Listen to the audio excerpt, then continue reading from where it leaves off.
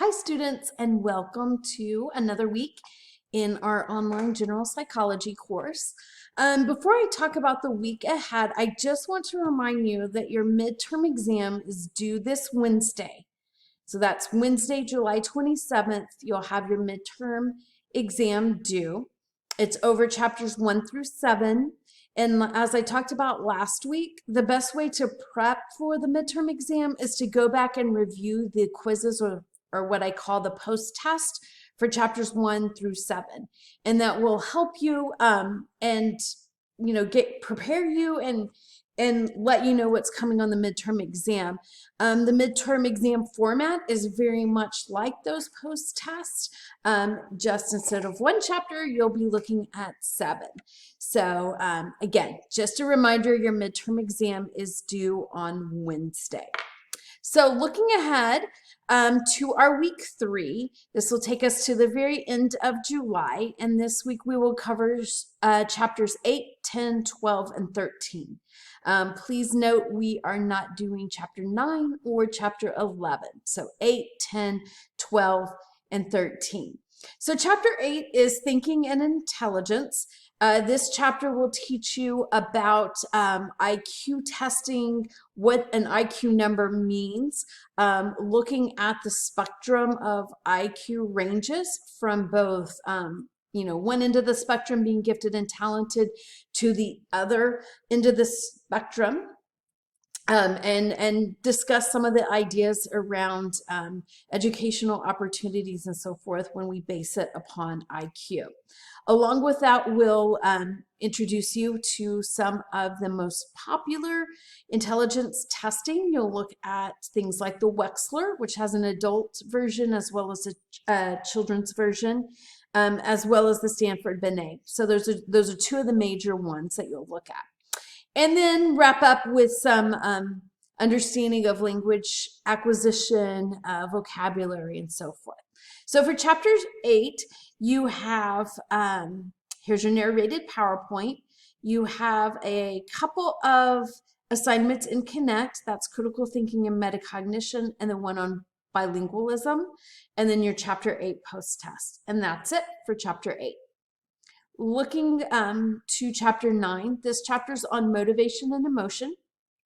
I like this chapter because I think it's very applicable to college students in terms of thinking about your own motivation towards all of your goals, certainly your academic goals, but your personal goals also. So you'll have a chance to explore some of the psychological theory behind motivation, look at some of the major theorists that have studied motivation. And then the second part of the chapter, we'll look at emotion. So what are those universal emotions? How do we express those emotions? And then touch a little bit on emotional intelligence. So this is, to me, a very, very interesting as well as applicable chapter. So let's look at your assignments. Again, a couple assignments in Connect.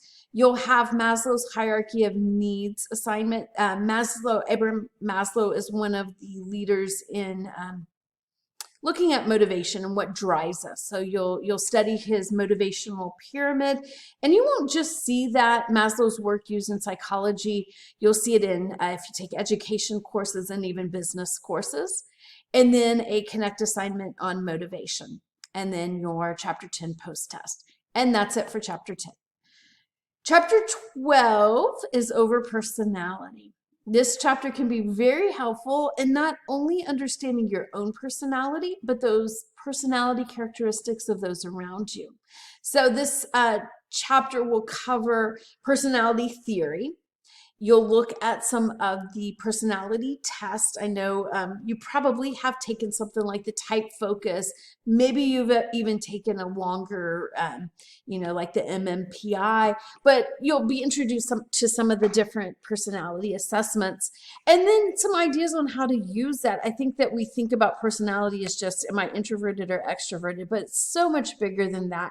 And you can actually take these assessments and figure out what careers you'll be the most successful and happiest at. The best way to study can be for you based upon your personality traits. So again, like I said about chapter 10 with motivation and motion, this is a very important chapter in understanding yourself, others, and then how do you apply that information and knowledge to making you more successful in life. So you'll have, I think here, yeah, we have two connect assignments and a discussion question. So let's look at the connect assignments first. You'll have one on trait theory, which is one of the leading theories in personality, and then one on a newsflash assignment on GPA and personality. And so this is really interesting. How is your GPA affected and how important is it to you based upon your personality? And then your chapter 12 post-test. So your only written assignment for the week is this discussion question.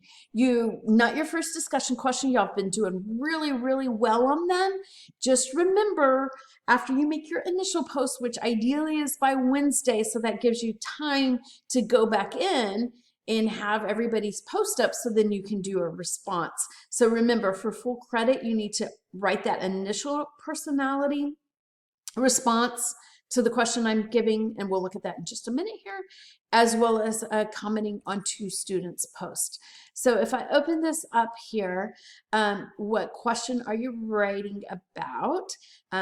So remember, here's your two due dates, why one is about your initial post, here's the details of that, and then going back in and replying to at least to two classmates. So after reading chapter 12, you will look at the major schools of thought or the major paradigms. So in psychology, those are the psychodynamic, humanistic trait, personological, life story, social cognitive, and biological. So these shouldn't be new to you. We've almost explored these in every single chapter through the lens of the topic we're talking about. But now what I want you to do is think about, in terms of personality theory, which of these theories, which school of thought do you favor and why do you favor it? Which one do you like the best and why? So maybe you really like what Sigmund Freud has to say about personality, which is a psychodynamic theory. So just tell me why you like that one. Maybe you think it's all about the biological approach to personality. So again, there's not a right or wrong answer.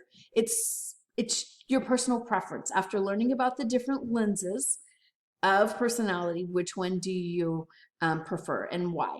And then how can you apply the information you learned from that perspective to your own life? So how do you see it playing in or reading into your own, to understanding your own personality and helping you?